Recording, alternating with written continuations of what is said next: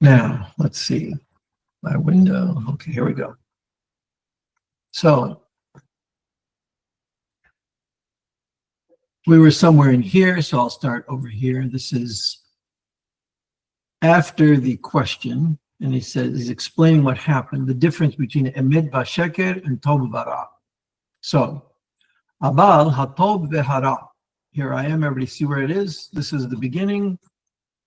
This is like a page and a half in the bilingual edition down. Abal hatov v'hara. Where was that? Here it is. Hu b'mfursamot. No, it's really. Hatov v'hara hu b'mfursamot. Come on in. Faddal, here comes Eddie. Sit anywhere you like.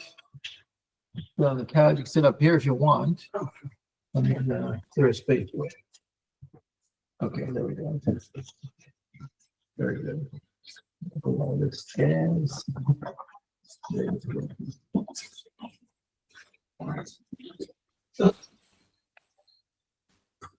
This.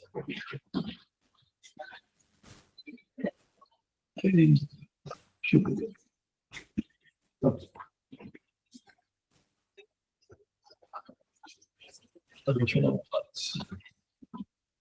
Okay, very good. In person, always better. Okay, so we are, let's get set up here. We're in the second page in the bilingual, the phrase that begins, Abal hatov v'hara.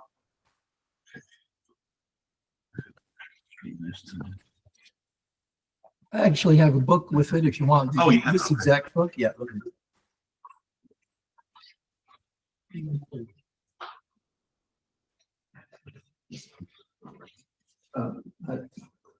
We'll have to open the page, but let's see, it's on page half Zayin, I believe. Okay, go. How far down the page? Let's see, about half. There's a period that says utmuto. I got it. Okay, good. So now,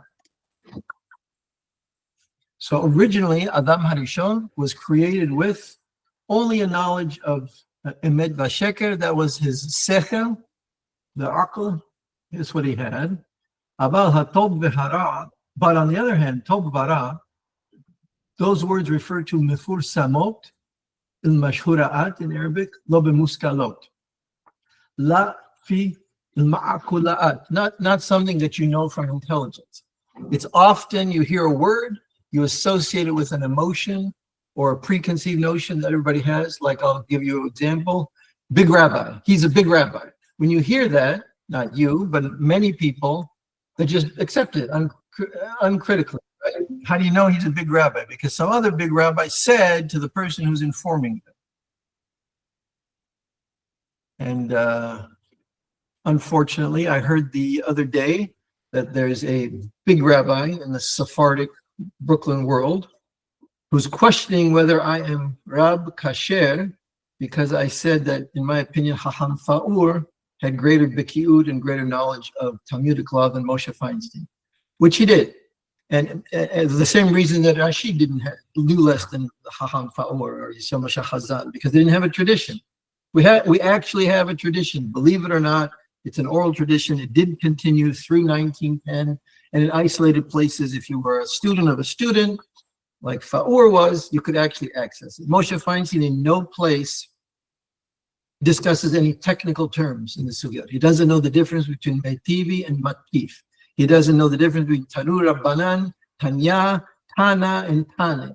He doesn't know just what's the difference between what's Maghrif as opposed to Makif. No idea. Doesn't know what a Tanur Rabbanan is. It's not his fault, but we shouldn't make a god out of people who are hyper literal when it comes to Talmud. They start from Rashi, nothing before. We start from the yeshivot of the Emoraim. Look, it is what it is, right?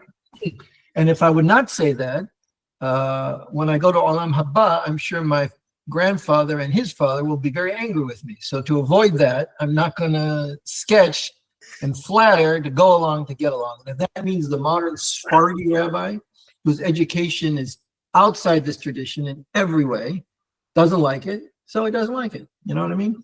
And if but people do get moved by, oh, Halewa, he's pasul, those fa'ur people, they have a thing against Ashkenazim. I don't have anything against Ashkenazim. I love Richard Feynman. I love him. I love most of the students of Carl Jung. I don't think the modern yeshiva rabbi knows Talmud. What do you want me to say? You know, I'm not going to lie about it. Okay, so now, but that's how Tov Bara works. You hear a word, you don't really investigate it. What Faur calls, you approach it in an analphabetic way, and just, oh, it's a bad word, and now that feeling of why? Because if you want to really know, then you have to know rabbinic jurisprudence yourself, and then you have to say, if someone claims Moshe Feinstein knows less than Jose Faur, why is that? Well, let's read a Teshuvah. You ever read the Teshuvah of Moshe Feinstein about abortion? He totally misrepresents what the Talmud does, because he doesn't like abortion. Okay, fine. Why don't you just say the law is unclear? It's probably a din mufla. Doesn't know what din mufla is. So the Sanhedrin will have to decide. For now, it's not prohibited. We don't like it. We wouldn't do it. In fact, we did the opposite when the Goyim left their kids out in the wild. It's called expositos or esposito. The famous Italian name Esposito means somewhere along that line, there was a baby who was abandoned by his parents and someone collected him. In Hebrew, that's called asufim. We bring in a goy baby who was abandoned, right? So the opposite. Not only we didn't kill our own babies, we brought in goy babies. But that doesn't change the law. The law is it's not a criminal act to terminate a pregnancy before the child is born, right? There's only rules once one of the limbs leaves the womb, leaves the birth canal, then it's a person, then you cannot. Okay, so now that's how Tov Bara works. במפורסמות, לא במושכלות. לפי שאין אומרים השמיים כדוריים טוב והארץ because you would never say that, oh, the earth is round, the surface of the earth is round, it's an approximate circle, it's actually an ellipse. That's tov. That's like, you would never say that, like you would say, oh, the new BMW SUV, that's a nice car, right? When you say the word nice, that's a tov bara, right? You're generally not talking about the workmanship or manufacturing quality. You're talking about the image that it gives someone driving it, like they're cool and it's a lot of money and everybody knows, and, you know, like some people say, oh, I'd never show up to a date in a Honda SUV, CRV, right? But I would in a used BMW because, well, once upon, maybe he had it all those years, you know what I mean? Okay. And so you would never say the earth is round, it's told, and the land, the surface of the earth is flat, ra. Ela amrim emet vasheker. Why? Because any emet vasheker can be proved via an experiment. It can be, the results can be reproduced. So Newton calculated the speed of acceleration due to gravity in the Earth's gravitational field. I can do the same thing. As a matter of fact, in every physics 101 class, there's a lab where you have to exactly calculate the value of g, which is the acceleration due to gravity. Tov bara cannot be proven. It's just someone's idea. He says it's good, you say it's bad, right? So women in the 1940s who were considered very hot and voluptuous, in the 1970s, when being very, very thin, what they call heroin thin, was popular, they would say, oh, they're all too fat. And I've seen people, especially young men, so they like a girl. They get along, the psyches mesh, they could build something together. She's a little heavy, a little, not a lot, a little. But you still see the full form of a female. He likes her. He tells his friends, oh, did you see Barbara? And they all make fun of her because she's fat. All of a sudden, the next time he sees her, in his mind, he sees her, but he's biased by the criticism that she's fat. So he sees a fat girl and he starts to think he doesn't like her anymore. That's the difference between Tov bara and your emet vasheker. If it's emet, you just connect. You don't even know why. You just do. but now you're afraid to bring her out in society because your friends made fun of her, maybe because they're jealous of you. You don't even know. That's how Tob Bara works. That's how the snake seduces. You will change your perception. So the first level of rabbinic mysticism is to red pill that. It's not so easy, but it's to red pill that. That's the first step. Okay. In our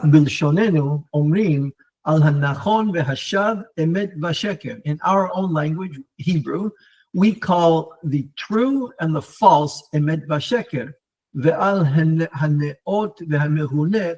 But something that is hasan, beautiful, abih, ugly, we say tob vara. The sechel, the adrak al-aqli that Borei Olam created, that's the cell of Elohim, by the way, that allows you to distinguish emet vasheker. And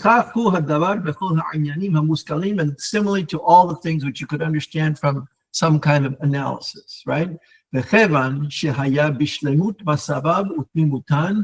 והום תכונותיו ומושכליו אשר בו נאמר מחמתן ותחסרהו מעט מאלוהים וכבוד והדר תעטרהו. It's Tehillim chapter 8. So that chapter is a description of Adam Harishon before the Ais Hadat incident. So the Pasuk says, and that's what we believe, Adam Harishon was created just a little bit less than. Now Elohim here means what? Malachim. That's right. Like the Malachim. That's right. And I think I read a little bit of it last time. In horizontal society, there's this Midrash Rabbah, has a whole back and forth between God and the angels about the mental capacity of Adam. And first, Adam perceived that he's different from all the animals. That's that story about Borei Olam brings all, or the Pasuk, Borei Olam brings all the animals and he gives them names.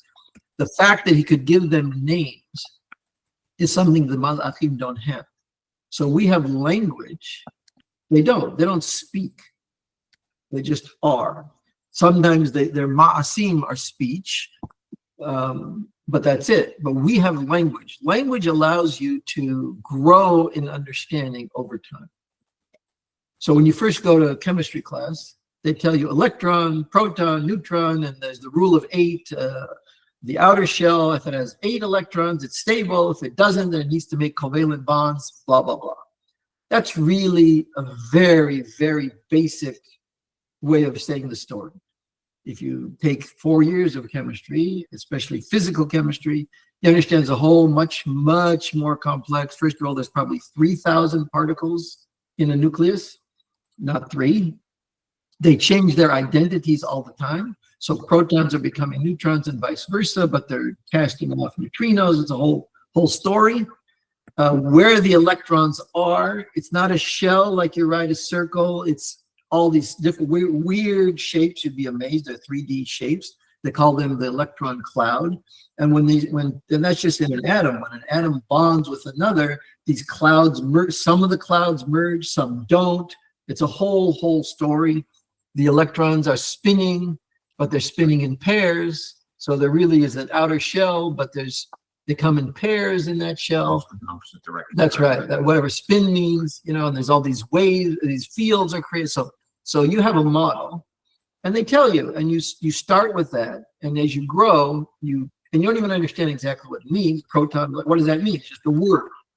Then you grow more, and then you see some experiments, and you blah blah blah, and you have a better and better model. But you still know it's a model, right? So that's what language allows us to do. But you have to know the limits of language. So when you hear a word, don't think that the word is the thing. The word points to the thing for people who don't directly perceive the thing. That's why we have language. Malachim can't do that. Okay. But so, he was created in a pristine way. לא היה לו כוח שמתעסק במפורסמות כלל. He didn't have uwe, right? Which they said uwe, right? He didn't have the uwe to even bother with, is this car better than, they didn't have cars, right? But is this tree Better than that depends. If you have an ear infection, this tree has antibiotic in it, that tree doesn't. If your hair is dirty because some sap got on it, there is a tree, I think it's called the soap tree, that primitive peoples like in Polynesia used for thousands of years. When you squeeze its juice inside, it's like a soap, it's like a detergent, right? What is a detergent? That's what Adam Hari shows. Well, what is a detergent then? Why does this tree do X but not Y, and that tree does Y but not X? How does that work? Well, you have to know is that it gets your that's right. Yeah. And how does it happen that this plant makes this liquid, which it doesn't really use, but we use? How can that be, right? Okay. So he didn't have the power even. He didn't have the strength, like the mental desire at all, to deal with il-mashhura'at, the mufursamot, below his sigan. And he never even perceived them. Ad she'afilo hayoter mufursemet b'midot lighnai, to such a point that the most aib, the most embarrassing, the most horrible thing to do, walk around naked. You know, you go on the street, get off on the subway, and you're naked. That would be horrible, right? No one would do that. Bad dreams about it. That's right. Everybody would be super embarrassed to do that, right? Even the worst gang leader, the worst mafioso, he never walk around hanging out, right? Okay. Adam Harishon never even perceived it. V'hu gilui ha'arva. Lo haya zera be'anav v'lo hergish et ginuto. He didn't even feel that there's anything wrong. So when we feel that shame, that's a tov vara residue. That all of humanity was put on a certain path by Adam, post es hadad, and we can't shake it. As I said last time, the Selem Elohim has to be developed. It's not just there, it's not magic. That's why the certain descendants of Adam and Chava did not, although they had it, but they became shedim. Okay? But when he made the sin, so really the eating from the Es Hadag is to be more concerned with imaginary pleasures, right? So the movies show us all kinds of pictures of hot women, right? And you're 20 years old for a while afterwards. You think sex is more pleasurable with the hot girl than the non-hot girl. But that's just because you're just thinking of the imagination of the picture. You don't know. Try to sleep with both and see who's more enjoyable, right? Sometimes they mesh with you and it's much more enjoyable. And you don't care. It's dark anyway. I mean, really, you know what I mean? As long as she has a human form and a female form, that's all really the way we're created, right? But you don't know that. That's ta'avotav hadimyoniyot. And sales and politics and manipulation of crowds is all based on focusing on ta'avot dimyoniot and selling you that if you do what we say or you buy this product or you join our party, your imaginary pleasures will be satisfied, and if you don't, they won't. Because I'm very sure you don't sell the steak, you sell the sizzle. That's right. Yes, that's right. Except old money buys the steak, not the sizzle. Right. Right? Warren Buffett drives a junky car that's so junky that it broke down when he was giving Bill Gates a ride. Oh, wow. But nobody cares because, right? He's Warren Buffett. And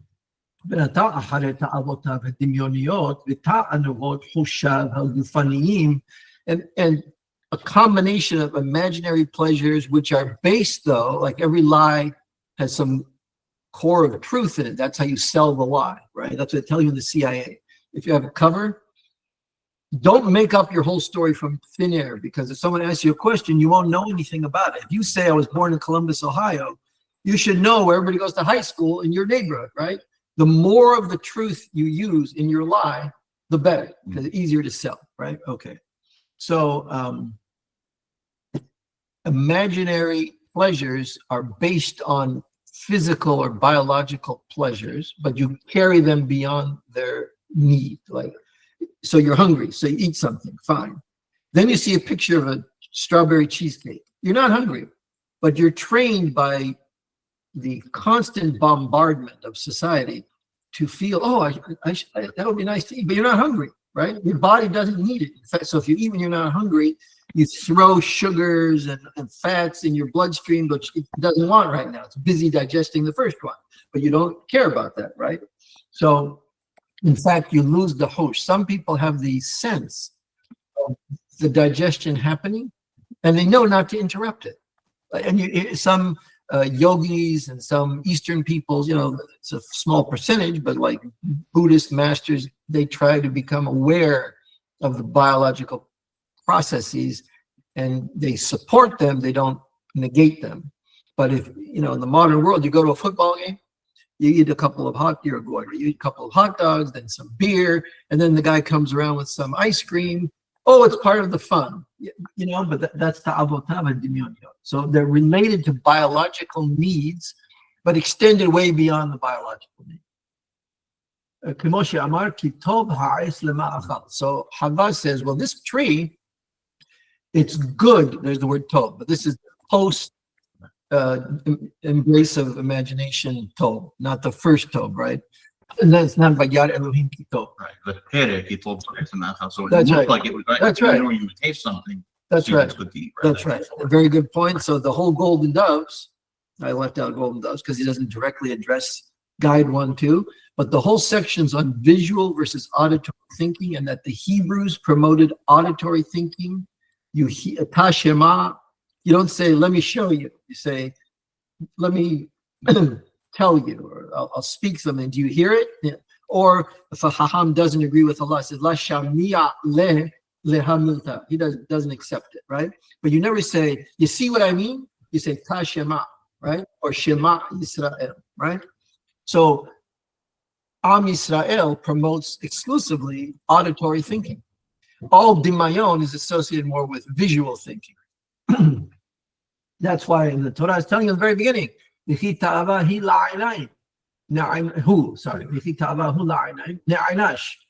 were punished. So when they made that choice, the original sechel, the akal, was suppressed.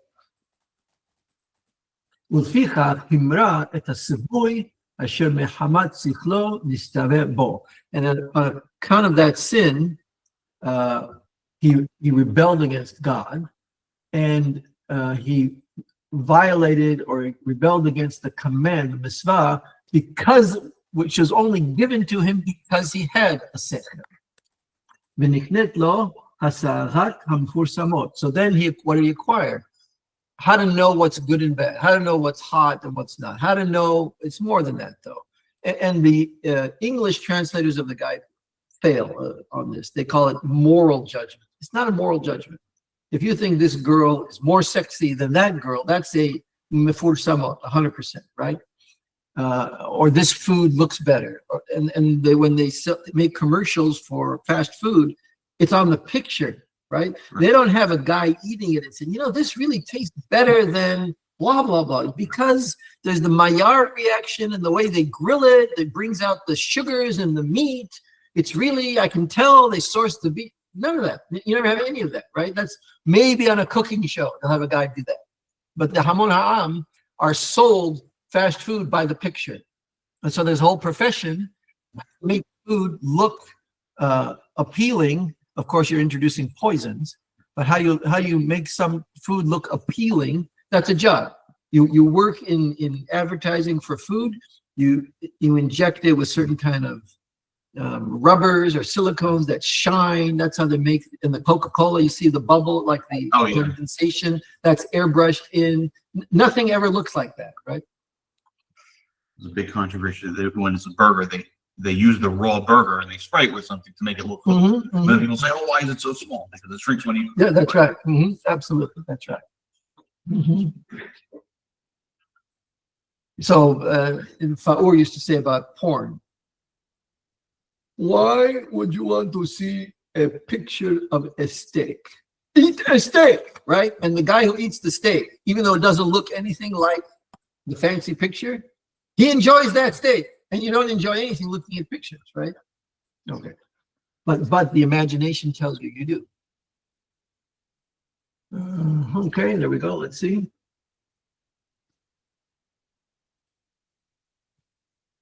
Be'az yada. When his sechel was suppressed, yeah, what does he say? That's freedom. I'm looking for it. Well, he says apparent truths. Okay, that's al-mashhura. Yeah, okay. The apparent truths, I think, is al-mashhura'at. And let's see here. Impropriety, referring to being naked.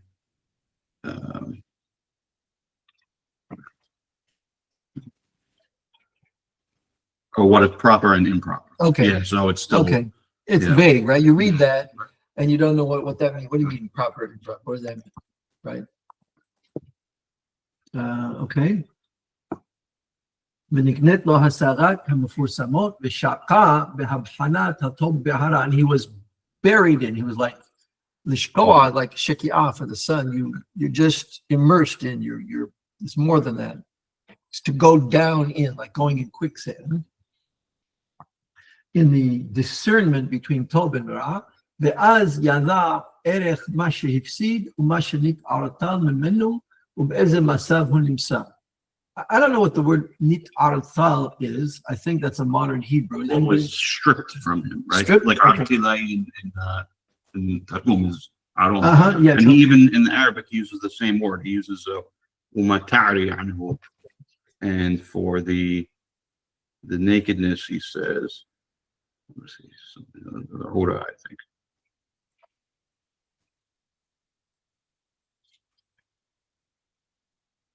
Kashaf al-Hura is the right. That's so it's I think it's related, right? Okay. And he says, what was removed or stripped from him. Okay. Yeah. Okay, fine. So, and what was removed from him? So notice the sechel is removed by that choice. It's not so easy to get back to the derech Eretz HaChaim, even though you were created with it and you have a Selim Elohim. It's still a bachte now to undo once you've immersed your mind in Tov Vara. That's the point here.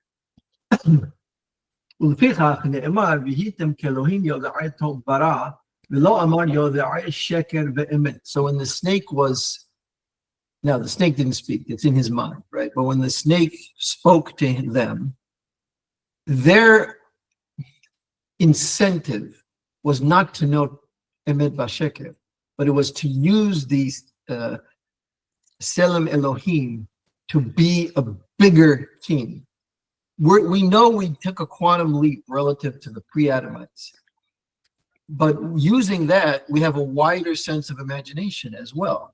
We could take that wider imagination and we'll be the kings, but there's a price, right? And they didn't realize that when they jumped at it because they already were choosing to take imagination. So they had an imagination about what it would be like to know Tov Vara, which itself was mistaken, right? But that's the way it goes, right? That's why it's middak v'neged middak. God didn't do anything. God didn't say, "Oh, you sinned, poof, I'm making you into limited minds that only know Tov Vara." No, you did it to yourself. That's within you can program your own soul. That's the whole point of being human. ואין בדברים ההכרחיים טוב ורע כלל אלא שקר ואמת. ולאי ספיק דרורי טוב ורע. Daruri means something that's necessary, that's part of nature. It just happens. Like gravity cannot be Tov Vara. It either is or it isn't, right? There's black holes. Yes, emet. If you go into a black hole, you can't get out. Emet.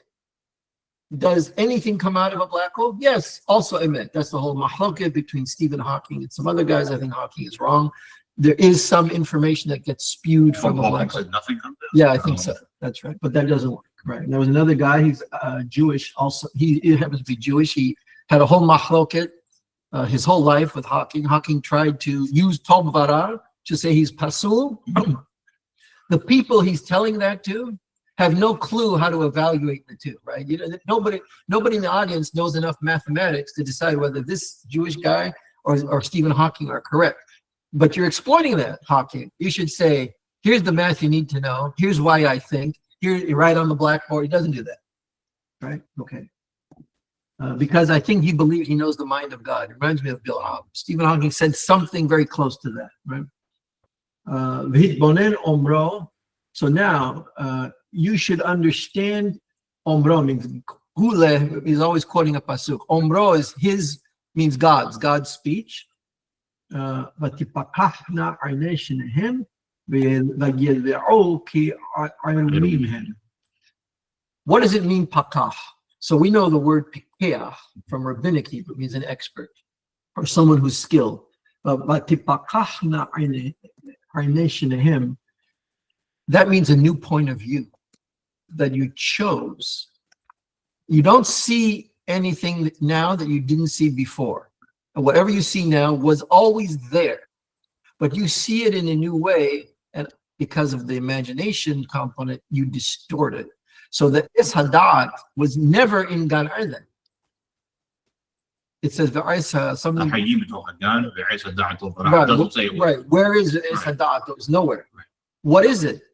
It's a distorted notion of the Isa Hayim. There weren't two. When I went to Hebrew school in Seattle, they presented, so who teaches in Hebrew school? Ashkenazi females who went to some kind of seminary for a year, right? And then they just repeat the standard il-mashhura'at of Jewish, right? So they tell you there's two trees. And that's kind of negative because you go 20 years thinking that, because when you hear it when you're young, it assimilates. No one ever critically analyzes it. Is what I was told in Hebrew school correct or not? You don't, right? Even if you see some things, but you don't go back and vet the whole thing. That's the problem. So, and we don't teach grammar, so you can't really read the text well yourself until you teach yourself grammar, which is a whole other story. So I grew up believing that there was two trees in Gan Eden, and you're allowed to eat Isa Hayim. You're not allowed to eat Isa Hadat, but they ate Isa Hadat, and then all kind of problems, right?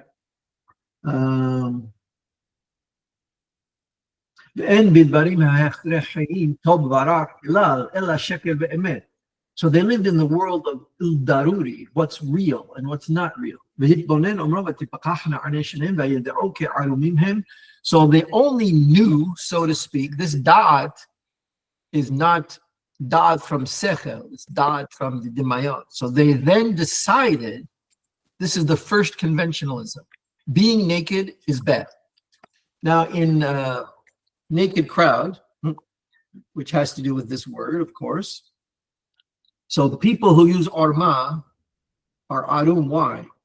Because they pretend they're being totally transparent, as if and they're naked, but they're using the partial transparency to seduce you, and then they sell you a bill of goods, right? So it goes into a whole thing about why did Adam and Chava, so they heard Borei Olam in the Gan, and they hid.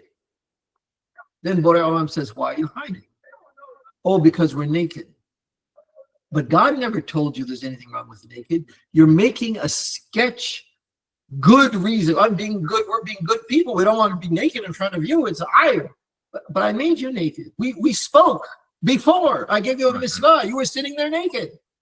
No one noticed. What's the difference? That's your daruri at that point in time. That's your daruri. So what's the problem? So he makes up a false good deed to cover up the actual bad deed, because he was trying to hide from Borei Olam because he was embarrassed, right? I think also it shows that people project their own tovara onto God. Yes, absolutely. Oh, absolutely. And they're sure of it. God thinks this is good. God thinks, how do you know? How many times have you heard in a vort, I mean, by Sephardim, Hashem wants X, right? Eli Mansour, on and on and on. Hashem wants X. And Borei Olam, though, sometimes they'll Sephardi it up by a thin veneer. So they'll take a YU or Litvish or Lakewood or now the Sa'areno Shas education, which is basically the Lithuanian yeshiva system from the last 200 years. And they'll put a veneer on it of Sephardi, right? So what does the Tosafot, what's bothering Tosafot? What does it matter? He doesn't have a tradition. He doesn't understand Talmud to begin with. So what do you mean what's bothering him? It's like asking what bothers my dog when I tell him, but the Schrodinger equation says X. What do you mean what's bothering him? It's above his ken, right? So anyway,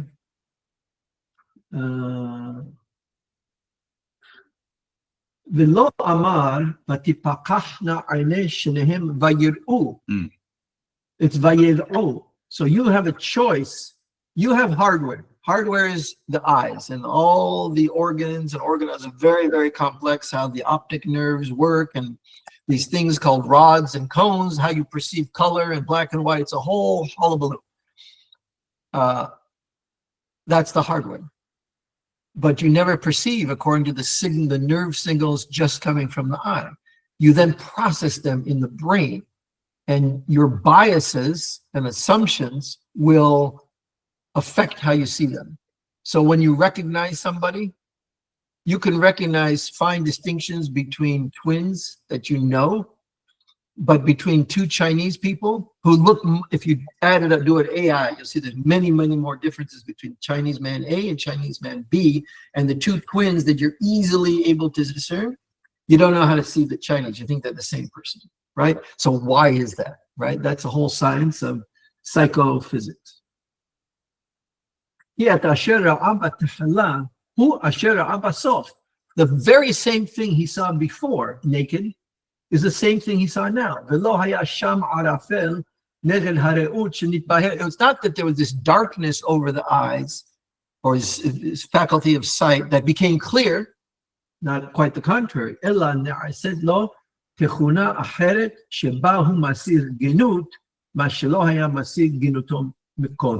What happened was he would put himself on another pathway.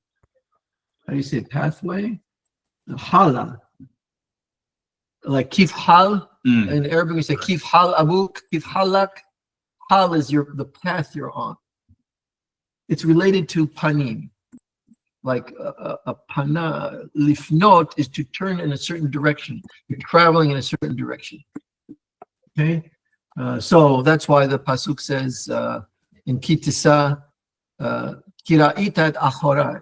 You could see Moshe, even you, Moshe, you could see where I've been. Ufanai lo yera'u. Doesn't mean God has a face.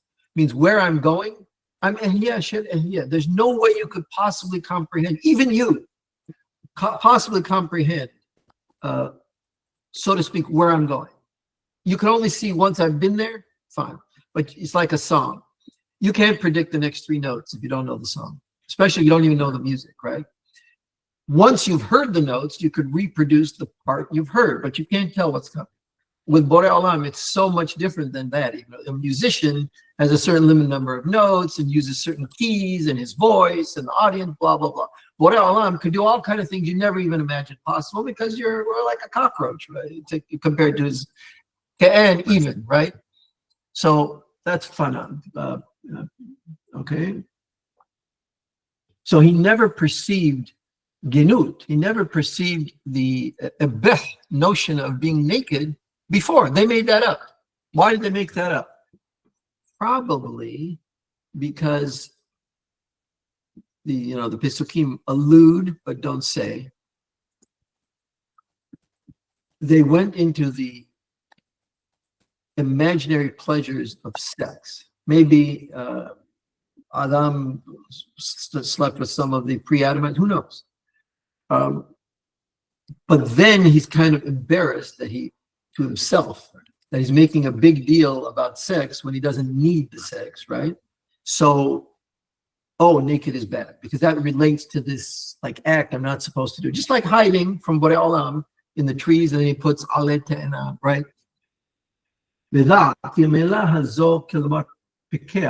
or pakach, אינה נאמרת בשום פנים, כי אם על עניין פיקחות רעיון, לא על חידוש חוש הראות. This word, this shoresh, fe'kof het, is never used to express a new or additional ability to see. It's always when you invent a new idea, which is the software, what I call the software. In your brain, you control the processing of the visual information to now look different than you saw it before, let's say a year ago. Therefore, this is about Hagar. Vayifkach Elohim et eineha. and she saw now that there was a well. The well was always there, but she was in this melancholy, almost suicidal mood. So she throws Ishmael and she's ready to die. You're right next to the well because it's right near you. You didn't have to walk a mile. Why didn't you see it? You didn't want to see it, right? Some people are so frustrated. Let's say you get fired from your job and you say, oh, what am I going to do? I'll never find a new job. You don't realize that maybe you'll have a better job, but you have to be open to seeing it. And if you're in a self-pity kind of mood, and some people never get out of it, you're the one who's making no opportunities. The opportunities are there. You just don't want to see them. So this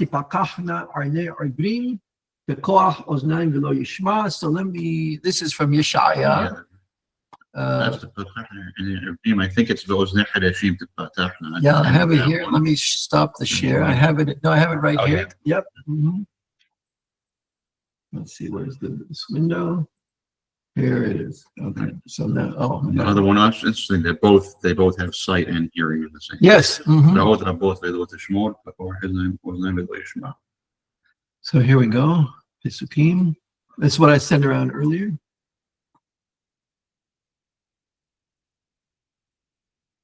I think this is chapter Membet. I'm not sure. Sounds right. אז תפקחנה עיני עיוורים ואוזני חירשים תפתחנה. So to open the ear. There's a pasuk in Job, by the way, about what's a Navi. Someone who opens his ear, which means the following. The divine flow of information is always there. Who is a Navi? Someone who's poteach ozno. I mean, it's a metaphor, but your mind, right? It's not that you need to be, God doesn't tap you on the shoulder and say, hey, you're special, I'm going to tell you something. You open your ear and then you get to hear it, right? That's why Harambam, also so Shemuel, Shemuel HaNavi had a school for Nevi'im. That was the Bnei HaNevi'im, right? And Shaul joined the Bnei HaNevi'im, and then Hagam Shaul ben Nevi, he prophesied. He's not a Navi, because he didn't acquire this on his own development. And he associated himself at that moment to the Bnei HaNevi'im, which are the Nevi'im students of Shemuel, and he also was able to prophesy. Why do they take off their clothes? Faur writes it in the Naked Crowd. So that's why it's called the Naked Crowd. Pre Es Hadat Tov Vara mistake, Adam and Chava were naked. In the Hebrew mind, naked means several things. It doesn't mean that your genitals are in view. It means you're unafraid to show other humans who you are. You're not afraid they're going to exploit you or find a vulnerability or conquer you or anything like that. It's a kind of a security crowd. It's not a goy crowd where everybody's always looking for some angle, right? So the Nevi'im, when they got in the prophetic ability or mood, whatever you want to call it, they would take off their clothes, evoking this, because it was easier when you have a school of Nevi'im. I only think they did this when they were together. It's easier if you're in a crowd to prophesy, to make it a naked crowd, in both literally and figuratively. So that this is who I am, right? That's hard to do. Okay. Also, החירשים שמעו והעיוורים הביטו לראות מי עובר כעם אבי וחירש כמלאכי אשלח מי עובר כמשולם ועובר כעבד אדוני רעות רבות ולא תשמור הכוח אוזניים ולא ישמע. So up above in the earlier chapter he puts pakach for seeing, like as tipakachna עיני ערבים. Here Hakoach oznaim velo yishma. Interesting. And this, by the way, I added this one. This is where the famous Adonai Hafez Lema'an Silko Yadil Torah Ve'Yadir. But for God wants everybody to be intelligent. That's why he created Adam and Chava with the Sel Elohim. Failure creates Am Yisrael, has Har Sinai. We say that the slime of the snake stopped for Israel, nation of Israel, but for the rest of humanity it never stopped. That's why it's society is what it is, right? And that's why there's a genocide in Gaza and a famine, right? Yeah, man-made famine. By whom though? By Allah, who hate Israel for whatever. That's their job. If there would be peace, they'd be out of a job, right? And then they have to actually go to work. They're in some kind of kollel, or we're helping, and right? Okay. Okay, fine. Now let's go back to, I think that's it. Yeah, there's one more pasuk in, we'll get there in a second. Okay, we'll get there in a second. I have to switch back now. Back to the text. Where is my text?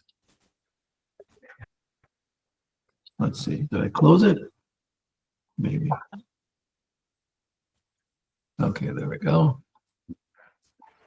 Where is it? Yeah, here we go. Okay, back to here. So that's the pakach.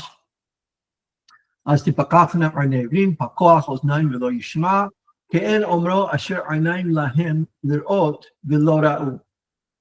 That's in Yechezkel, and then I brought that at the bottom of the page also. So that's explains to you what it means by tipakachna arne shelehem.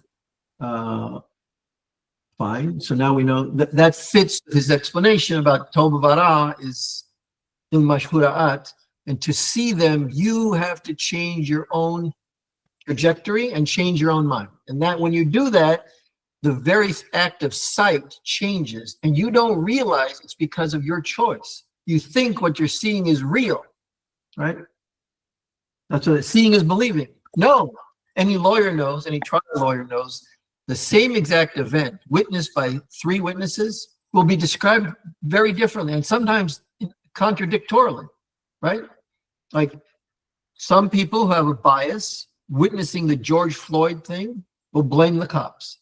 Some people, like the store owner, will say, well, he was trying to rip me off and I didn't know what to do, right? And then the cops will say, he told us he doesn't want to go in the car, right? And he didn't tell us he was high or he had a heart condition, right? So it depends. It always depends on the context, but that's emet v'sheker.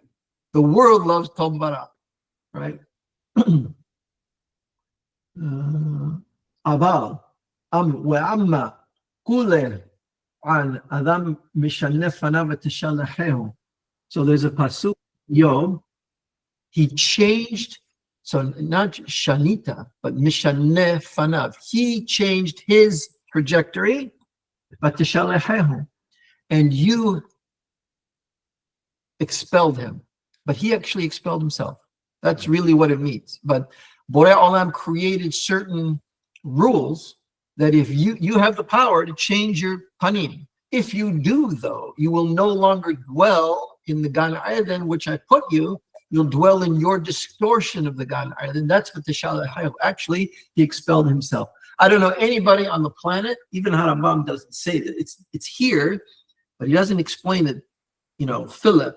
Faur is the only person I ever encountered, ever, in all the history of Jewish literature. Maybe there's some Arabic comments on the guide I don't know about. There are, I just don't know what they are. Some people have found manuscripts. But in the last 800 years, at least in the Western and Middle Eastern world, nobody nailed it down like that. It's in. That's why I teach this every 5 years or so. It's in Homo Mysticus. It's the basis of Homo Mysticus. It's in the Naked Crowd. It's in Golden Doves to a certain extent about how the mind processes via auditory or via visual, and that's a choice, and how did the Am Yisrael push the auditory, thereby training everybody not to be visual primarily. That's why there's no description of any figure in the Mikra. You have no idea whether Abraham was tall, short, fat, thin, dark hair, ginger, bald. You have no clue. How big was the nose of Aharon HaKohen? No clue. What did Yahaz, did he limp? I don't know. Right? The only thing we know is Rav Papa was very fat, because there was a ma'aseh about him and another fat guy, and they stood next to each other. Oh, right? But that's all we know. I don't know how. And Rab was tall because his family name would be Abba Arichata, like Tawil, right? That's like a towel name. Is every towel the same size? No, but they're generally taller than everybody else. That's all you know. But we have no idea how they look, as opposed to the Greco-Roman world, where everybody's in a statue, right? Okay. אבל אומרו, אדם משנה פניו ותשלחהו, הרי באורו ופירושו, כאשר שינה פנייתו, גורש. When he changed his trajectory, he was expelled. כי פנים שם נגזר מן פניו, because the word panim there comes from the shoresh pana, לפי שהאדם בפניו. I'm hearing some noise. Is there some? No, I don't know what it is. Okay, that's fine. לפי שהאדם בפניו הוא פונה לדבר הרצוי לו. In Hebrew, the sense of pana and panim is not just your physical face, but what your goal is, what you're chasing after, what you're trying to achieve. So you turn your face to the direction where you want to go. Amar, when he changed his direction from emet vasheker to tov vara, ufanav, כלפי הדבר אשר כבר קידם אליו הציווי שלא יפנה אליו. When he turned towards the thing that he was specifically told, that you want to keep the Selim Elohim, don't try to lord over the pre-Adamites. Don't try to use the Selim Elohim with the expanded imagination that it brings. Don't dwell on the imagination part, because it'll be your own undoing. When he did that, Gurash Gan Eden, he was expelled from Gan Eden. V'zehu ha'onesh shehu keneged hachet midah keneged midah. So here Rambam is telling you what midah keneged midah means. It's not that the court sentences you on their own thinking to what they think matches the crime. You created the so-called punishment when you made the choice to begin with. That's what midah keneged midah means. I never knew that until, I read this when I was in my 20s. I still didn't get it until Fa'ur described in Homo Mysticus what it means, that Adam and Hava were in the same place that they were all the time. But they saw what was formerly Gan Eden as a destitute and abandoned area that they now have to work hard to even get basic sustenance. לפי שהותר לו לאכול מן הערב ולהתענג בנחל ובשלווה. He was permitted to eat any of the pleasant things, but pleasant for real eating, not nahman ha'es lemar'eh. Where does that come from? And to enjoy b'nachar ubshala. And when he became someone who chases desires, how do you say that in Arabic? فلما شرع واتبع لذاته. Yeah. خيالته is dimyonotav. Khayalate, but I don't know what that word is. Ledate, ta'anug tav. Does that mean ta'anug in Arabic? Probably. I just don't know the word. If he sha'amarnu, like we explained before, ve'achal mimma uzhar shelo le'ochlo, and when he ate from that which he was warned not to, eating is figurative. It's a mental process. Kifi sha'amarnu, nimna min hakol. He then lost everything. He could have eaten the Es HaHayim anytime. But since he made it into an Es HaDa'at, now the path back to the Es HaHayim is very difficult. Not impossible. That's the Torah is supposed to give us the path back to Es HaHayim, right? That's one of the reasons we call the Es HaHayim Hi Lamahasikim by the Torah is an Es HaHayim. That's a reference to the Gan Eden Es HaHayim, right? We even call Sephardim who come from Christian Spain, who therefore don't have the Andalusian Sefer Torah that stands up, but it's rolled on two wooden things. The Andalusian one's rolled on two vertical cylinders also, but ours are much more visible because there's the handle. They call those Ars Haim. Okay.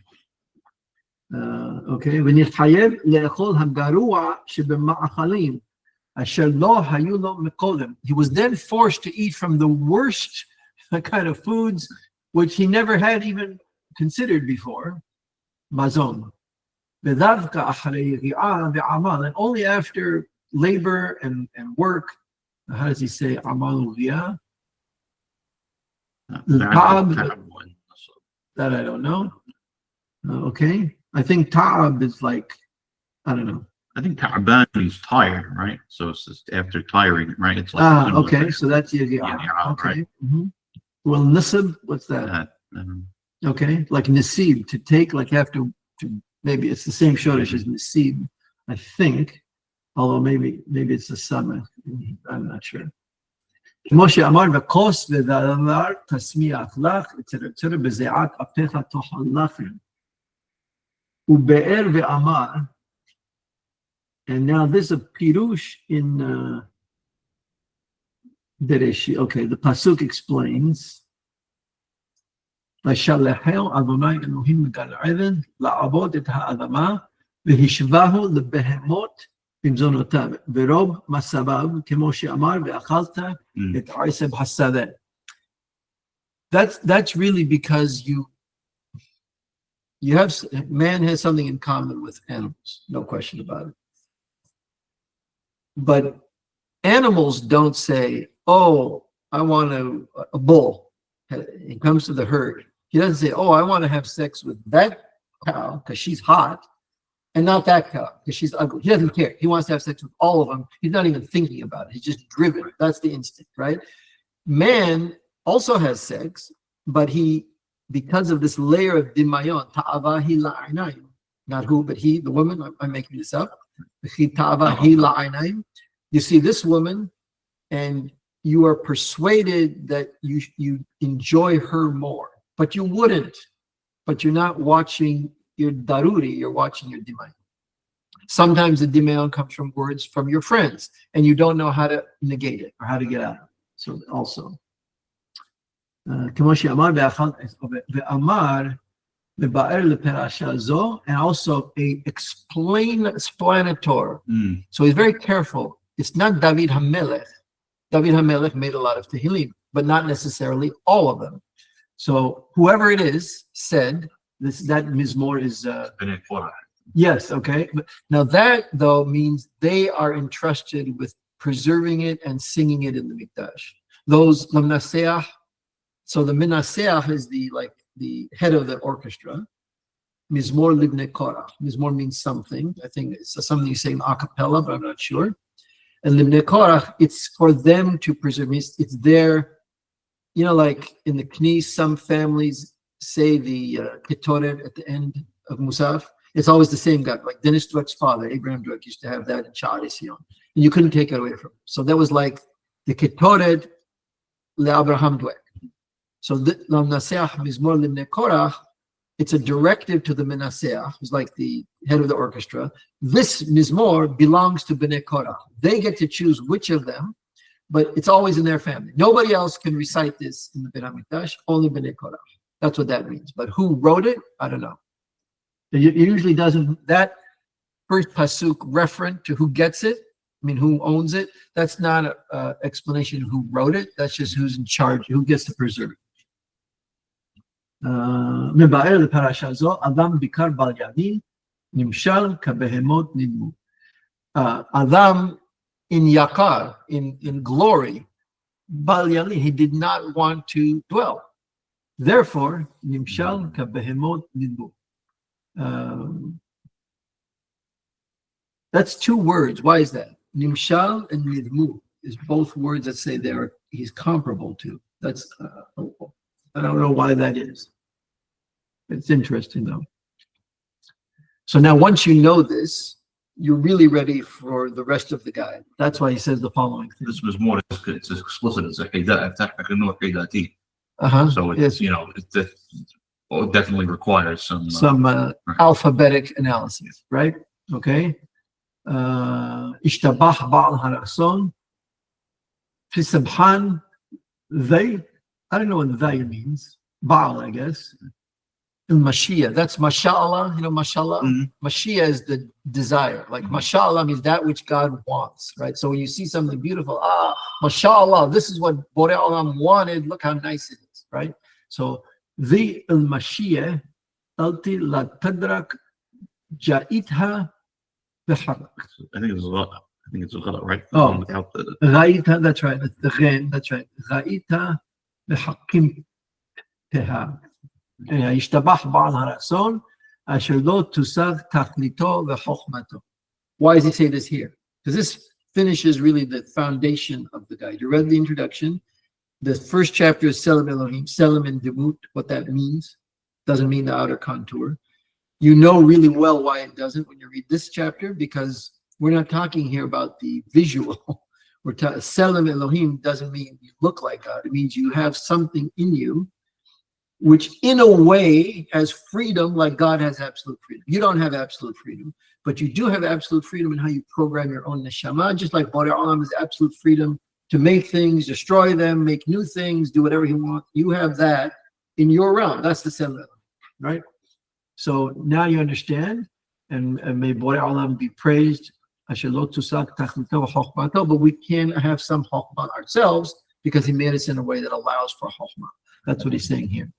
Now, I want to change to a little bit of, let's see, Homo Mysticus, actually. Just so you see how he lays it out. Okay, I have to open the window. We'll just do a little bit of it. Let's see.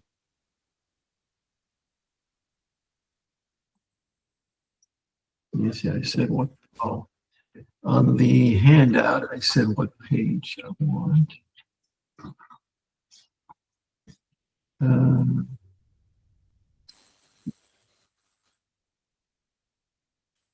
Let's see, I have to look at that.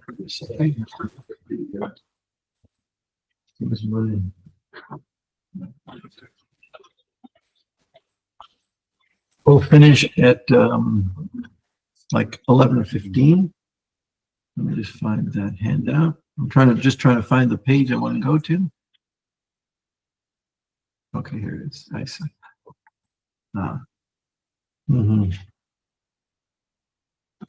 7982. Okay. Well, let me know. I'm going to first go to the naked crowd, 63 to 65. That's important. Okay.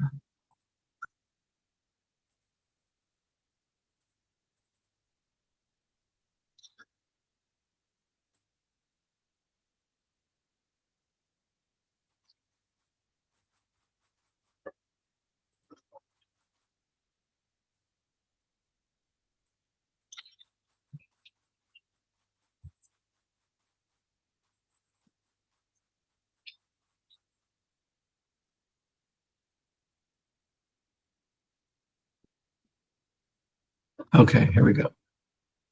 So, like I said, Tov Vara is not just what's a good cheesecake, what's a fancy car, what's a fancy house, you know, when your wife is buying sinks for the remodeled house. The decorator will give you 7 options, which all of which do the same function. You don't need, it's not that one delivers water better. It's the outward look and the color and the marble plus the brass, you know, it's all, and their business is to wow your Gimayon. So all they're selling is pure Gimayon. But that's not the biggest problem of Tov Vara. That's why I don't like Friedlander, propriety, not propriety. Tov Vara permeates all intellectual thinking. Like I said before, who's a big rabbi, right? Or it's a big zechut. How do you know? What do you mean big? What does big mean in that context? I don't know, right? And all Jewish thought that I see today is full of Tov Vara. Doesn't mean there's no truth in it, but it's conditioned upon and interconnected in Tov Vara. And so one of the reasons that Faur wrote The Naked Crowd was to deal, I mean, the subtext is cunning humanity, right? So what's our alternative?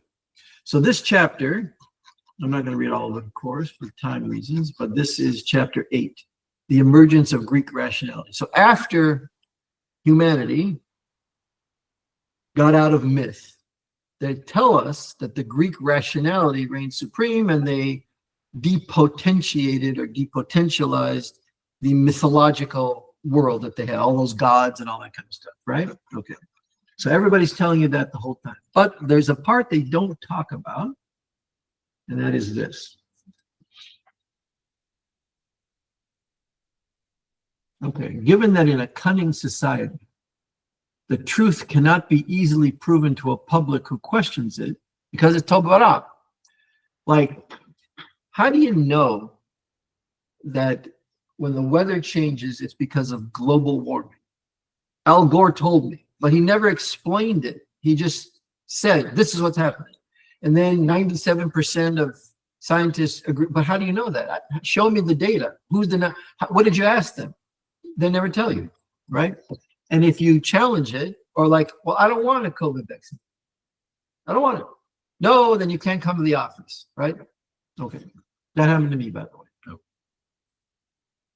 So given that in a cunning society, the truth cannot be easily proven to a public who questions it, the role of philosophy was destined to remain perennially inconclusive. What is particularly unsettling about Greek philosophy is the fact that philosophers never cared to disclose the role of cunning intelligence. Indeed, metis, which is orma in Greek, is never manifest for what it is. It is never clearly revealed in a theoretical work that aims to define it. You just never analyze orma. How do you approach orma, right? It always appears more or less below the surface, immersed as it were in practical operations which, even when they use it, show no concern to make its nature explicit or justify its procedure. Okay. I'll skip that part. So why? Why is this? Oh, I'll read this. Metis must be tracked down elsewhere, in areas in which the philosopher usually passes over in silence or mentions only with irony or with hostility, so that by contrast, he can display to its fullest advantage the way of reasoning and understanding which is required in his own profession. Okay, why? Why is that? Granted that it is both heretical and ludicrous, but is it possible? Of course, only at the hypothetical level, never at the historical, always being sarcastic, right? Is it possible that there is a disingenuous quality in an intellectual tradition capable of nuanced arguments about the metaphysical and tangential, but impervious to the facts and strategies of a society dominated by cunning? Again, bordering on the preposterous, could it be that Greek superiority is a ruse designed by the more astute masters of metis, orma? In fact, as pointed out by Wittgenstein, the very method by which we choose to measure Greek civilization is the effect of linguistic manipulation, the preferred method of metis. I'll skip what he says. Could it be that whether consciously or not, or out of naivete, Greek philosophers were instruments cleverly manipulated by the masters of cunning? The truth is, most of the Greek philosophers you hear about had a sponsor. Like Aristotle Alexander the Great loved Aristotle. He promoted him, right? And so it is even in the Middle Ages. Let us point out in passing that Maimonides, the best Jewish student of Greek philosophy in the Middle Ages, classified Aristotle as the Rais of the philosophers, Rais al-Filosofat. What does that mean? An Arabic term standing for political leader rather than disinterested scholar, thus suggesting that there may be more to the Aristotelian agenda than love of truth. There may be cunning. So why do I bring this in?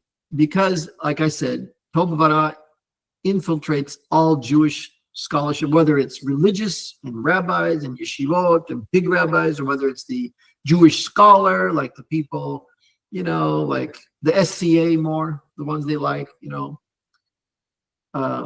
Everything is got Tov Vara in it. So the first time I noticed this was the way they describe Harambam. I went to YU for 1 year, couldn't stand it and left. What they tell you all the time, though, is one, the Rav is great, but they don't show you why. What did he write that's so great? I read some of his books. I just don't get it. Like halachic man versus religious. I don't even know what it's like made up stuff, you know? Like you can't say that in Hebrew. Can't say it in biblical Hebrew, right? But they always say, well, Maimonides was an Aristotelian, and he's trying to graft Aristotle onto the Torah, and that's why he's kind of pasul, and he's the genius, but we don't paskin by him. Maybe we'll read his Mishneh Torah, but the Moreh Nevuchim you should avoid. And in Seattle, I mean, we always spend our lives trying to further discover why we were irked by something in teenage years or earlier. So I go to the Seattle Hebrew Academy in Seattle, and it's the standard from Ashkenaz kind of thing. And if you don't love Rashi, so you wonder why are we doing this all the time? What is every so all the Sephardic boys who went to that school, they would be invited to give a dirasha, and every single time they quote a pasuk, and Rashi says, right? What if I don't want to hear about that, right? So I once had one of the last ones they invited me for, I was maybe 18 or 19.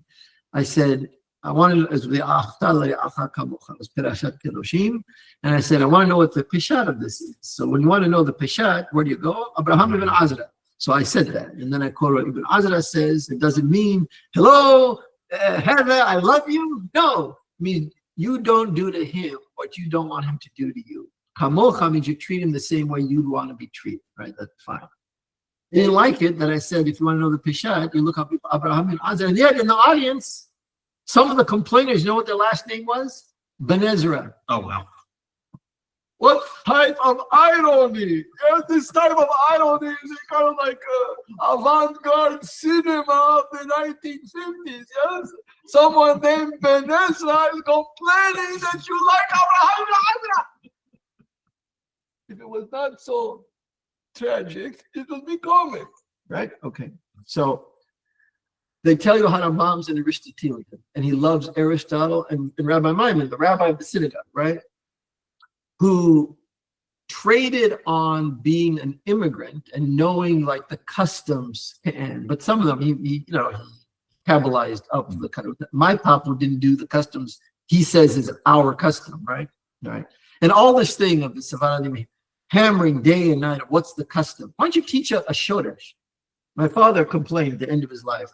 I went there for 60 years, every Shabbat. And I don't know Hebrew. I don't know, but I'm sitting there. I don't even know the tefillah I'm reading, because when we went to Kitab, they just had us read. And then I hear all this stuff, what Hashem wants, and Soloveitchik said, no one ever taught me a basic pasuk. I don't even know what the Shodashim are. I don't know how you find out, if you see a word, how to find what the Shodesh is, right? No, but over 50 years, you could teach a Kahal, basic Hebrew. Why don't you teach 2 Shodashim every week and throw in the necessary grammar, like if it's Hipa'el, this Tav is not part of the Shodesh, right? Or the Mem and the Mebazeh or Mishaber, the Mem in the present tense and Pi'el is not part of the Shodesh, so ignore it, right? No. So they said Harambam is Aristotelian, and Rabbi Maimon even said, if Aristotle would have converted, Maimonides would have found him to be his favorite Jew. Like that was the best possible thing if Aristotle would have converted, but he didn't, of course. But so Harambam is all, whatever Aristotle says is imputed to Harambam. So I never, ever, ever liked that. So now I want to, that's why the Tobavara about it always bothered me. And that led me to do these kind of studies. So here we go. Where is, oh, I have to open it. Okay. There we go. Here we go. I think it's 107. Yes, okay. So here's what Harambam really said about Aristotle. I mean, he just said it at the naked crowd there. And we'll finish with this.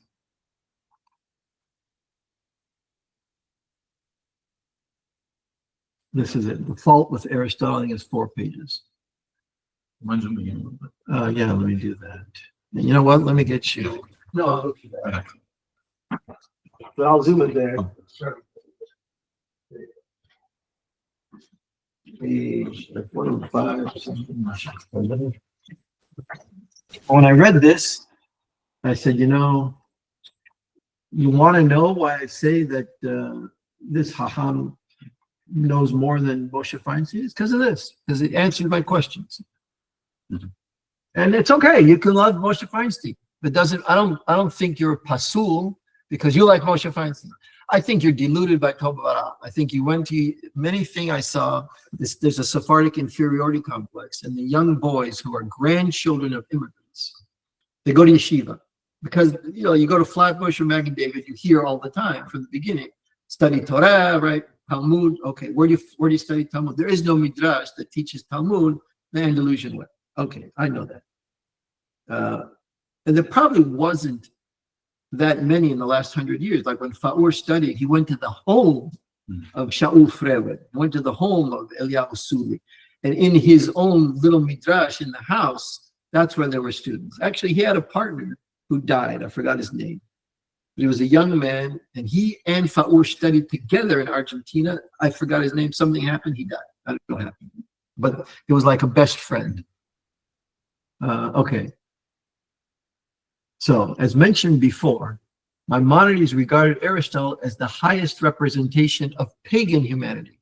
For all the Tov Vara that the gods impute to the world, and therefore they carve it up into little pieces as the god of the ocean, and the god of the nether, the cereals, and the god of snow, and the god of rain. And we say Mashib Haruach, Morid HaGeshem, that's a direct hit on that, right?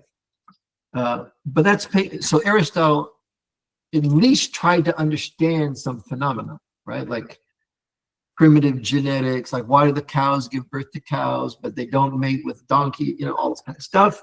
Botany a little bit. This perception passed from Maimonides to other philosophers in the Middle Ages, including the scholastics. Modern scholars have confused esteem with subservience. Why is that? Again, they're projecting their own psyche. When you worship the big rabbi, you are subservient. Like you just want to quote him. You don't even know why he said what he said. You just quote the conclusions, right? Well, Moshe Feinstein says you could drink milk of halav companies. Yeah, do you know that he ripped off the entire Tisha B'Av from Hizkiah da Silva? Doesn't tell you that. Hizkiah da Silva had the same conclusion in the Netherlands, Amsterdam, 200 years, 300 years before. How come we're not saying that, right? Okay. Surmising that Maimonides had invested Aristotle with authoritas, the big rabbi syndrome, right? This is not the case. In sharp contrast with the scholastics, Maimonides rejected the notion of authoritas. It doesn't matter who said it, it matters what was said, and you have to prove why what they said is true. Concerning physical phenomena, Maimonides formulated the principle that facts do not follow opinions, but true opinions ought to follow the facts. Ben Shapiro says something similar, right? Okay.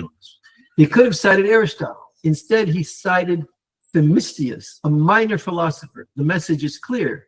Rejection of authoritas is not the effect of authoritas. You can't quote a big rabbi to tell you you shouldn't listen to big rabbis, right? Okay. Explicitly, Maimonides dismissed the notion of authoritas in the realm of physics and metaphysics. Although Maimonides regarded Aristotelian physics as sound, this was because he believed that Aristotle's physics was usually demonstrable. He pointed out, however, that when contradicted by factual datum, Aristotelian physics is also to be rejected. I shall not contradict at all that which he had actually proven, he declared. What counts is the proof, ul-burhan, not who proved it. This principle applies even to Jewish law. Concerning the application of Greek astronomy for the computation of the Jewish calendar, I'll skip that part. He's just more or less saying we could rely on their calculations because they're real, they work. That's right. So it doesn't matter. And do we care if the tribe of Issachar, who was master at the Kiddush HaChodesh, did they have the same algorithm as the Greeks? It doesn't matter. Right. Different societies can have different mathematics to get to the same place. Math is just a model. Right? Okay. Since the Aristotelian views on metaphysics and the trajectory of celestial bodies above the lunar orbit cannot be verified, they must be regarded as pure fabrication. Aristotelian astronomy does not conform with the real order of things, as Rambam says. In general, Maimonides believed that the sciences at his time, Aristotle's, were inadequate and were not yet properly developed. After examining the Aristotelian views in light of contemporaneous astronomy, Maimonides concluded, the truth is that he did not understand or hear about it at all, because the mathematical sciences were not adequately developed at his time. And if he would have heard about it, meaning contemporary astronomy of the 12th century, he would have rejected it totally. And if he would have accepted it, he would have been totally perplexed, hayran, about all that which he had proposed on this subject. So much for worshiping Aristotle. Maimonides censured those philosophers who invested Aristotle with authoritas, claiming that whatever Aristotle mentioned is categorically proven, burhan, with no doubt whatsoever. But there is no burhan. You have to show the burhan. Burhan is only valuable if you say what it is, right? For them, it is hideous to either disagree with him or to attribute to him ignorance of something or an error on any subject. This is very similar to what Bauer calls the inerrantly pious rabbis of the anti-Maimonides. They can't make a mistake. Some Aristotelian views were plainly unscientific and a leading cause of the dissemination of harmful misconceptions. Carefully distinguishing Aristotelian metaphysics and astronomy from Aristotelian physics, Maimonides introduced the following critical principle. Let me formulate a general principle. Although I am quite aware that many of the Aristotelian zealots would attribute this to my lack of understanding or to being deliberately misleading, I will not refrain on this account from expressing what I perceived and understood, my limitations notwithstanding. The general principle is, whatever Aristotle said about all that which exists below the moon sphere, up to the center of the earth, and we would really say down through the center of the earth, is undoubtedly true. No one would differ from him unless he has either misunderstood him or has already formed an opinion that he now wants to defend, or because those views lead him to deny a factual data. Aristotle's discussions on subjects from the moon sphere and above, however, are a kind of conjecture and fancy, except for a few items. This is all the more true in his discussions about the order of the intelligences without form. That's exactly right. And some of those theological opinions that he happened to believe in, containing many absurdities and resulting in palpable harm that is evident among all the nations and the cause for the propagation of injury. There is no proof on them. Now, here's the important part. The last sentence, that Aristotle had conducted his investigation without the benefit of apodictic proof. We would call experimentally repeatable results, right? Like we say, how do we know the speed of light?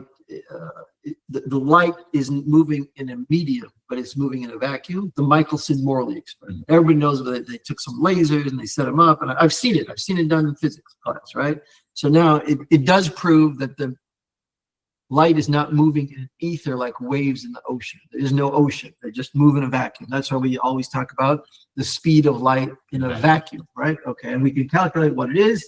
And then with Einstein, he showed certain things, but the Burahim showed up in 50 years following Einstein. So everything he said wasn't 100% provable. We had a theory. So you could disagree. Now they did some astronomical measurements, even in his day. And I think they went to some observatory in Peru. There's a whole story about it. The red shift proves the bending of light. It's a whole thing, right? No one has been able to show a Burhan that disproves Einstein. On the one hand, okay, it is this critical principle by which to differentiate Aristotelian astronomy and metaphysics from his physics. On the one hand, whatever Aristotle mentioned about the sublunary world was carried on according to the rule of logic, qiyas. That's the Arabic cognate of hekesh, by the way. On the other hand, what lies in heaven, the human mind cannot apprehend except for the little measure acquired through mathematics, a science which, as noted by Maimonides, had not been sufficiently developed during Aristotle's time. Within the Aristotelian system, however, physics and metaphysics are interlinked. Therefore, by challenging Aristotelian metaphysics, which most of the guide is about metaphysics, right? Not about physics, Maimonides was, in fact, questioning the authority of Aristotelian physics. So how does the Rav and all those people insist that Maimonides is Aristotelian? Didn't read this? His question, first of all, he only says you could trust Aristotle from the sphere of the moon down. That means terrestrial phenomena. Botany and how plants grow and yada, yada, yada. How do you measure with shadows, the circumference of the earth, all that kind of thing. But that's not what the guide is about. So in what way is Maimonides Aristotelian? He just said, I reject all the so-called metaphysics. It is no wonder then that the 26 propositions to demonstrate the creation of the world based on Aristotelian physics were formulated in the introduction to part 2 and thus were excluded from the main body of the guide. They're not part of part 2. They're just hanging there before part 2, right? Maimonides' first reference to Aristotle is in the 5th chapter of the first part of the guide. You know how I teach sugyot? They come in clusters from different parts of the Talmud. So Harabam says explicitly, when you read the guide, you start with chapter 1, then you you master it, then you read chapter 2, and you've only mastered it when you can articulate how it builds on chapter 1 and in what way. Chapter 5 directly builds on chapter 2 that we just read in the following way. The chapter opens with a brief introductory remark about Aristotle and a reference to a passage in De Kaela that means about the heavens. It reads, as the leader of the philosophers proceeded in the investigation and demonstration of very profound subjects. He calls them Rais, the Philosophat. He proceeded in the Ilbahat. By the way, that means to investigate, but investigate with intensity. That's why, how do you say something that's a arduous task? A bahte. Exact same. That's a bahte is that. So if you want to discover something and in science, it's a bahte. There's no quick answer. Well, istidlal, or even you don't have a proof, you saw something that indicates something else. So Einstein saw something, he made E equals mc squared. You could extrapolate from that the red shift, which proves it. But at this point, before you prove it, E equals mc squared is only an istidlal of the red shift, that yes, light will bend in a gravitational field. It looks like it, but we can't prove it, right? He said by way of apology,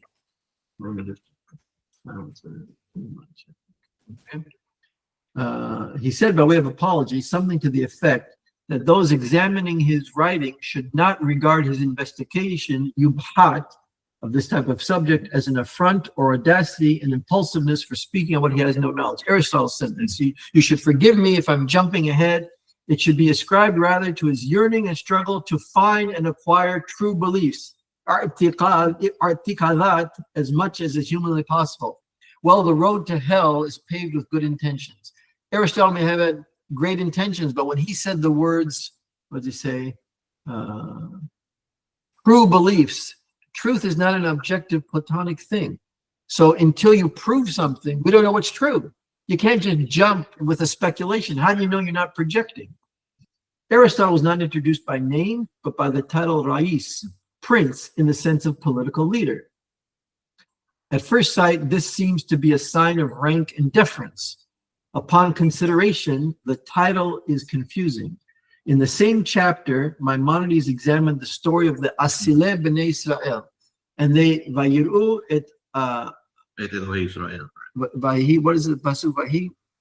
Ve'asile b'nei Israel lo shalach. No, vayiru et Elohei Israel. That's right. Uch'arsim hashamayim la'tohar. They saw God.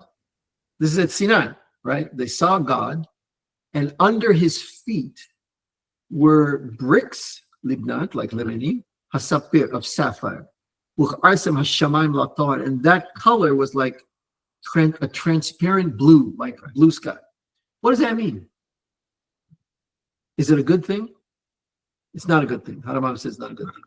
The sapphire bricks on which God is standing are what the Greek called prima materia, that there's a substance, a building block of the universe that coexists with God, was not created. So God is standing on top of that. It's the old prima materia. Therefore, God doesn't have any control over the ma'aseh libnat hasapir.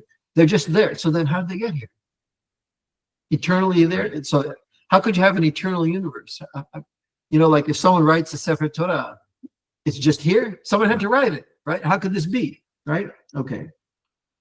So they had a bad vision. And how do we know? Because they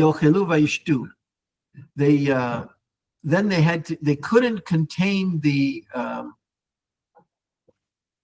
someone says wants to join. I don't know how to join them at this point. Let's see. No, I don't know. Maybe someone came in and out. I don't know. Okay, never mind. They couldn't contain the nibuah like a regular nabi, like Moshe or Aharon, or Yechezkel, Yeshaya. So they had to go do some biological thing. They had to have eat and drink. Like they couldn't, you know what I mean? Couldn't contain it. You had to do something pleasurable, right? So the Maimonides does not give a translation of the word asile. However, the educated reader, however, already knows that it is the exact translation of Rais, the title used by Maimonides to introduce Aristotle. He's making a comparison between the Asilei B'nai Israel, who had a false vision, and the Rais al-Falasafat. Because of their political position, they felt that they could jump ahead. Like, if you don't know what you're viewing, then look the other way, like Moshe, right? Ki yareh mehabit el Adonai. If Moshe was yareh, al ahad kama v'kama, these Asilei B'nai Israel should have been, especially when they saw something confusing with prima materia, they should say, you know what? I'm not going to jump. Opposite, they did what Elisha did, more or less. They bit off more they could chew, and it ruined them. By the way, in this chapter 1:5, Haramam shows that they died at Tab'ira. Nadab and Abihu died with burning shortly after. The Asilei B'nai Israel died at Tab'ira. They're all consumed by like a kind of fire. It's meant to send a message, right? So this is how it was rendered by the Aramaic Targum. The same Aramaic term, Rab Rebaya, was used by the Targum to translate Elohim, which we just studied, Vihitim Kelohim. More poignant is the fact that Maimonides used the term Rais in the sense of a political leader, a political boss, and Riyasa in the sense of authoritarian, domineering. This is particularly disturbing in light of the fact that Maimonides associates political leadership with imagination, not reason. You get to be a successful politician by manipulating the Dimayon, which may explain why the Asilei B'nai Israel weren't careful about Dimayon, because a part of them felt, I got my position from having notoriety, having been respected as a leader, which involves some cunning intelligence, right? That's where they're all birthed.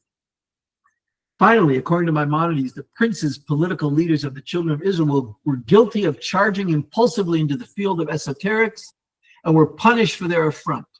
Generally, it is presumed that Aristotle was mentioned here as an authority by which to evaluate the princes of the children of Israel. It will be obvious in this discussion that the opposite was the case. The purpose was to assess Aristotle in light of the scripture. So if the Asilei B'nai Israel made an avon, and they got burned up at Tab'ira, and Aristotle made a worse avon, he jumped ahead, he abandoned Burahim in his Bahat, he's just jumping. Al-Ahad kama v'kama. So when you know all of this, and you read the Arabic, and you see Rais, and the Asilei B'nai Israel, and you know the Targum, because we read Targum, or at least in the Musta'arab community, there's no way on this earth you could paint Harambam as an Aristotelian submissive.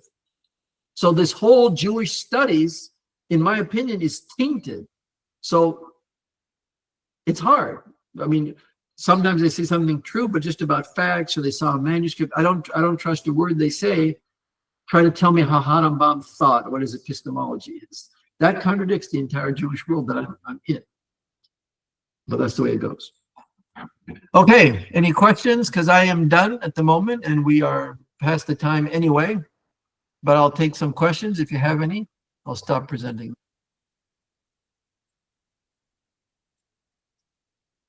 Oh, Robert. Okay, go ahead, Robert. On Togura, is my mic working? It wasn't last time. What's that? Is my mic working? It wasn't last time. We can hear you. Great. Yes. So on Togura, given everything that you said, we still have to in some way know what's good and bad, right and wrong. So what is the mechanism for that? Right. What do you mean good and bad? You follow the halakha. The point of view, the reason that the halakha is there is to guide you. Any kind of cultural or more moral analysis comes after performing the mitzvot, not before. The mitzvot don't need morality. Morality comes from the mitzvot. And so that's what like informs or gives content to the notion of good and bad that one ought to have. Well, we don't want a notion of good and bad. I mean, when the Torah says, you know,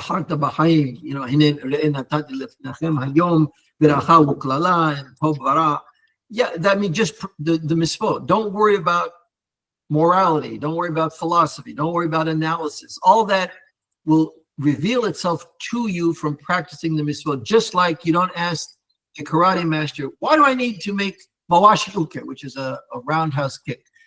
You do it 1,000 times, you'll know yourself the value of mawashi uke. I mean, mawashi giri. Mawashi uke is a round block. Some Western students of martial arts always want to know the reason before they practice the art. Don't ask, don't think, do. That's what Japanese masters say. Don't think, do. Just do what I said. It'll all come clear to you from within. You don't even need to ask. There's nothing to talk about. So there is no good and bad. You don't need good and bad. Forget about that. Just follow the law. Oh, yeah. Okay. Anything else?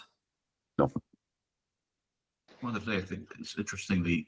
I realized the Tov Vara seeps into the subconscious. Yes. It's like the Zohama. That's That's why they call it that's why they Zohama. call it Zohama. Yeah, that's Because right. it seeps in, and you have to. You're unaware of You it. can remove Totally it, but unaware, right? you can't just. That's it takes right. Time to, Like when someone starts a speech with, well, what does Borei Olam want? There's a premise there that Borei Olam wants in that human sense, and no one's exposing that. So when you hear the answer, you could argue about the answer, but you've already lost yourself by buying into the premise, right? And that's the way with many Jewish things. So intellectual endeavors, right? So there's premises that are there. Like, for example, in yeshiva, they still believe that the Torah Shebe'al Peh was totally oral until like 900. How could you ever have, I can't study Mishnah from a text. How could I ever learn it? So there's one guy in each generation, maybe, who has a memory that could memorize everything. How does he teach his son? How does he teach his students? They don't have that memory. What are we supposed to do? And every time you want to know Mishnah, you have to go knock on his door. I forgot.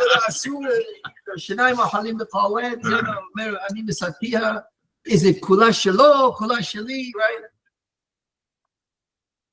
you couldn't keep anything very long. It's impossible, right? So, but they have that premise. How come they never say that question? Yisrael Moshe Chazan wrote that question in the 1840 in his commentary on Yehaya, number 187, the famous one.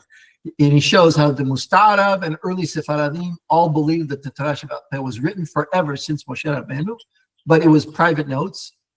It could be in a school, but it was private notes of somebody. And then Rabbeinu HaKadosh that was a publication was new, not writing it, right? And he shows 100 different ways. Then he asks, how could the French perpetuate? They not only, here's the problem of Tov Vara, they accepted this so intensely that they changed the girsa of the Igeret Rabbi Shira Gaon to erase any mention of writing. So now you're so deluded that you think this book can't be right. There must be a real girsa that we don't have, which matches our theory. So we're going to change the girsa to fit that ideal girsa that we don't have. Khan Fa'ud points out a few examples. Like the moon was created for girsa. Yes. Right. And Yeah. I think it was Rabbi Yochanan Resh Lakish used to study from a book of Yes. right? Yeah. So, 100 times. Yeah. In Golden Dust. Yes. Textuality. The fourth article. Yes. I have a question concerning the Etz Hayim. So Yeah. when Borei Olam says Me'etz da'ato v'ra lo tochel mimenu, he's Mhm. telling Adam that he can eat from Etz Hayim, but that he shouldn't use it as this tool of political power.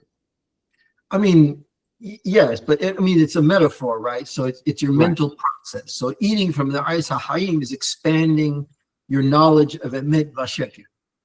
But don't emphasize the Dimayon, because then everything will be transformed. There will be no Eis HaHayim. You're going to transform it into something negative, right? It's their metaphors. You're not really eating. It's an internal process.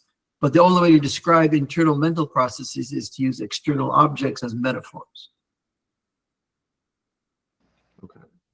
And Dimayon is a function of Tselem Elohim?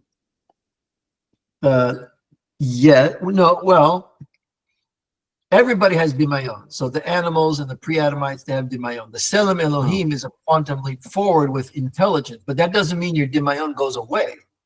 Gotcha. It just means in order for you to use it properly with the Tselem Elohim, you have to go through a kind of cleansing process. I mean, Adam Harishon didn't have to because he was created in a way that, yes, he has Dimayon, but he could use the Dimayon to further understand Emet Vasheker. The Hachamim say actually that Adam Harishon used to look from one end of the world to the other end. Huge. It's a the Talmud, they just say, well, how long was it? And have different answers, just to illustrate the power of that metaphor. But that's why in Homo Mysticus he says the path is first, now that we're post Ais Hadad problem, and we have the Zohama of the Nahash, you have to first rein in your imagination with what you might call rationality. Then you go ahead and become post-rational. And that's the whole Ruach HaKodesh, the pathway to Ruach HaKodesh. Thank you, Stefan. Thank you. So Olive Press. Oh, you are Olive Press. I didn't know that. So the fact that it started with woman, does that take away from the universality of the man? It's kind of like splits it up then, takes away from humanity, kind of pins it on her, and like what's that deviation? It's a good question. You notice in this chapter, he never refers to Haba. He refers to Adam all the time in describing the division. So later on in part 3, I think, or maybe part 2, but I think part 3, some of part 3, Adam and Hava in this Dimayon story are aspects of humans. So both men and women have male and female aspects, what Jung called anima and animus. The temptation of the Dimayon came through more the anima, the female side, but in man too. It's not that Hava was sinning first and then she seduced Adam. In a sense, but this all happened in their minds. It was happening, it's the human mind. That's why Haramam, if you read very carefully, and I didn't point it out, but if you read very carefully, especially in the Arabic, he never refers to Hava as doing all this. It's Adam really who did all this. So later on, he expands on the metaphor. So why is part Hava and why is part Adam, etc., etc. So this would be more of our feminine side. That would be yes, yeah. And even today, women see patterns better than men. Men tend to focus on a small thing, and women see patterns. And that's why when you redecorate the dining room, the walls and the wallpaper and the paint and the molding are going to match the table and the tablecloth and the silverware. Everything is kind of a whole pattern, a whole context at once. Men tend to have more, what Jung called that diffuse consciousness, and men have more focus. They focus on one item. one thing at a time. But the problem for the men is they ignore the context. So they get Greekized, and the thing is, you consider only one aspect in abstract, and you forget Zev is Gore. That's another thing. So you need both, actually. You need both. That's the whole point. But that's a little bit deep from the point of view of part 1, where we are. That's a little bit deep. But just suffice it to say, those are metaphoric in the sense that it's not split along male-female lines. Okay, I think. Also, if we have time, but I wonder if the whole if the whole thing is more metaphorical for understanding and not, because he had the Hayim, right? And God was communicating with him, and meanwhile now he's sent out of Gan Eden.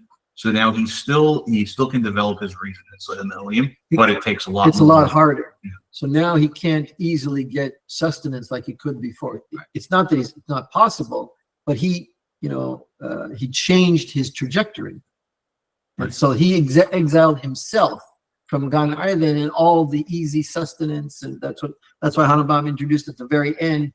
He was permitted to eat the la'ano, right? The pleasant ma'achalot, but now he lost that too. It's not that God took it away. You made it impossible. You don't see the path anymore. He has a mental cost. That's right. He foreclosed himself. That's a big problem.